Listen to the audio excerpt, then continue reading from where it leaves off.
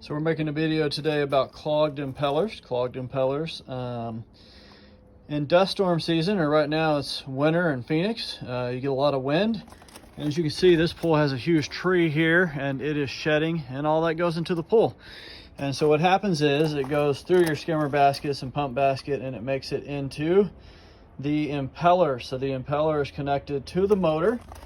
And if you come in here, there's a hole here which goes to the suction side, but back here there's a hole. You can see my needle nose pliers are going back there, and it's connected. I can't get my video camera to go underwater and show it, but the impeller has a little holes on it, and as it spins it makes the water turn. But if you get any debris in that whatsoever, then it will not pull water. So you know your pressure may be at like a 2 when it's regularly at 10, or at a 20 when it's regular at 25. But you'll notice it might be pulling or barely sucking, but not what it normally is. So if you're one of my pool guys, you know how to make sure that the pump is off. So this is a 2-speed, you would just tell it to stop.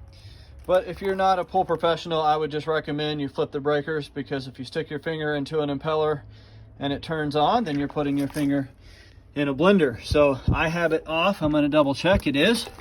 So I'm going to stick my fingers back here, and there is debris in this impeller.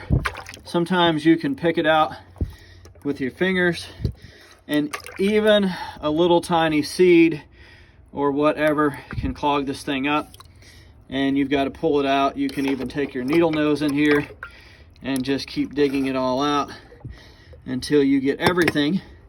Once you get everything out of this impeller and all you fill is plastic, then this thing will work again. This one seems to have more in there, so I'm going to keep picking at it. Sometimes you have to take all these screws and bolts and nuts off, remove it entirely, so that you can really pick this thing apart. But if it's just a little bit, you can pick it with your fingers and a needle nose. I think you can actually buy a tool. It just basically is a stick with a little piece on it that you move around. So needle nose is fine, it works. But once you get that clean, you will notice this thing will work like it should. And so a lot of times, if you got a motor that is working but at about half capacity and you can't figure it out, I would first check that impeller. And again, flip the breaker so you don't lose fingers. Fingers are nice, you want to keep those. And if you're one of my pool guys and you know how to make sure you just turn it in stop mode, and you know it's not going to come on. But don't take your chances putting your fingers in there and not knowing if it's going to come on or not. All right, but that is how we check impellers, and that is a great thing to do first before you check for suction leaks with a hydro flusher and other things.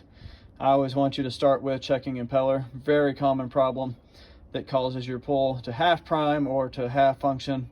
So a good place to start. All right, thanks. Have a great day.